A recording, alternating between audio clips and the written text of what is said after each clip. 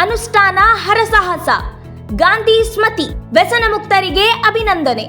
ಕೋನರೆಡ್ಡಿ. ನವಲಗುಂದ್.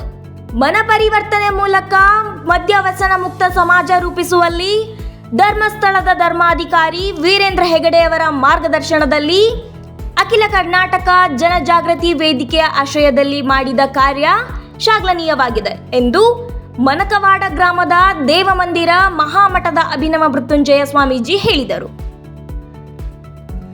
ಪಟ್ಟಣದ ಹೊರವಲಯದಲ್ಲಿನ ವೀರಶೈವ ಲಿಂಗಾಯತ್ ಸಮುದಾಯ ಭವನದಲ್ಲಿ ಶ್ರೀ ಕ್ಷೇತ್ರ ಧರ್ಮಸ್ಥಳ ಗ್ರಾಮಾಭಿವೃದ್ಧಿ ಯೋಜನೆ ಬಿಸಿ ಟ್ರಸ್ಟ್ ಹಾಗೂ ಪುರಸಭೆ ನವಲಗುಂದ ಸಹಯೋಗದೊಂದಿಗೆ ಗಾಂಧೀಜಿಯವರ 156ನೇ ಜಯಂತಿ ಪ್ರಯುಕ್ತ ಶನಿವಾರ ಹಮ್ಮಿಕೊಂಡಿದ್ದ ದುಶ್ಚಟ ಮುಕ್ತ ಸಮಾಜ ನಿರ್ಮಾಣಕ್ಕಾಗಿ ಗಾಂಧಿ ಸ್ಮೃತಿ ವ್ಯಸನ ಮುಕ್ತರಿಗೆ ಅಭಿನಂದನೆ ಮತ್ತು ಜಾಥಾ ಕಾರ್ಯಕ್ರಮದ ಸಾನ್ನಿಧ್ಯ ವಹಿಸಿ ಮಾತನಾಡಿದರು.